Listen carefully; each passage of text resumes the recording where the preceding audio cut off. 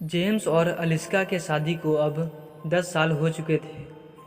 इत्तेफाक से उनकी शादी क्रिसमस के दिन हुई थी और अब उनके 2 बच्चे भी थे। जेम्स और अलिस्का हर साल अपनी सालगिरह सेलिब्रेट करने के लिए अलग अलग जगह जाया करते थे। लेकिन एक बात जो हर जगह पर कॉमन रहती थी कि वहाँ पर हर चीज़ रेड कलर और सेंटा क्लॉज से सजी होती थी। इस साल भी जेम्स एंड अलिस्का अपनी सालगिरह सेलिब्रेट करने के लिए होटल में जा रहे थे।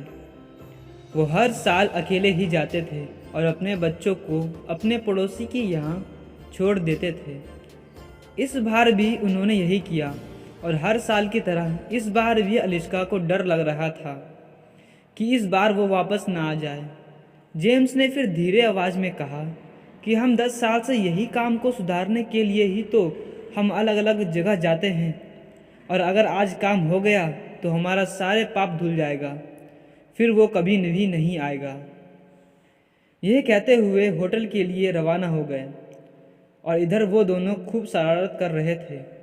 अब पड़ोसी को बड़ा मुश्किल था उनको संभालना, क्योंकि वो बड़े होने के साथ साथ शैतान भी हो गए थे।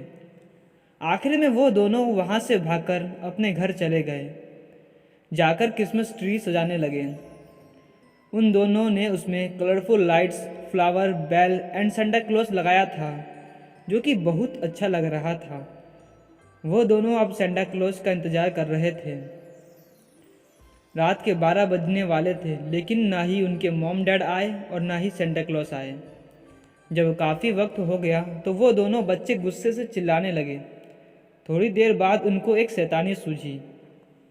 उन दोनों के घर के सामने कब्रिस्तान थी, तो उन दोनों ने वहाँ जाने का डिसाइड किया, जबकि वहाँ जाना सख्त मना था।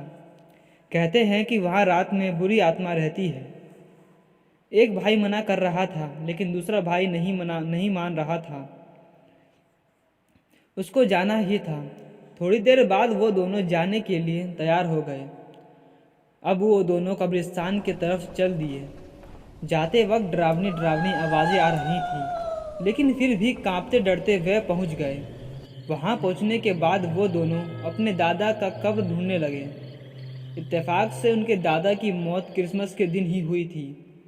वो दोनों अपने दादा का कब्र ढूंढने के लिए इधर उधर ढूंढने लगे, लेकिन काफ़ी वक्त हो गया था, उन्हें दादाजी का कब्र नहीं मिला।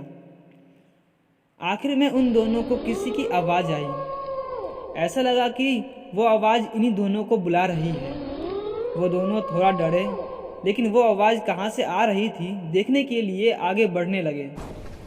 थोड़ी देर बाद जब वो थोड़ा चले तो उनको वो आवाज़ दोबारा आई, लेकिन अब वक्त ज़्यादा हो गया था। तो उसके भाई ने कहा कि अब हमें यहाँ से चलना चाहिए, हमारे मॉम डैड आ गए होंगे।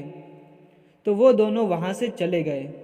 जब वो दोनों घर पहुँचे तो वह क्या देखते हैं कि कोई भयानक आदमी उनके घर के सामने खड़ा है और वो काफ़ी गुस्से में लग रहा था। इसे देखकर वो दोनों छुप गए और दूसरे रास्ते से अपने पड़ोसी के यहाँ गए और सारी बातें बताई। फिर उन्होंने पुलिस को फ़ोन किया और साथ ही उनके मॉम डैड को भी फ़ोन किया। थोड़ी देर बाद पुलिस और उसके मॉम डैड आ गए तो वह अपने घर गए और जब वहाँ देखा तो कोई भी नहीं था। पुलिस अंदर गई, लेकिन वहाँ पर भी कोई नहीं था। बच्चों ने कहा, सच में यहाँ कोई था, पता नहीं कहाँ गया। जब कोई नहीं मिला तो पुलिस वहाँ से चला गया और वो सब भी अपने घर के अंदर चले गए। सो गाइस, आई होप ये क्रिसमस स्टोरी आपको अच्छी लगी होगी। ऐसे ही अच्छी स्टोरी के लिए हमारे चैनल को सब्सक्राइब करें और हमारे तरफ से यानी आपके अपने चैनल हॉरर भाई की तरफ से मैरी क्रिसमस। तो मिलते हैं नेक्स्ट स्टोरी में।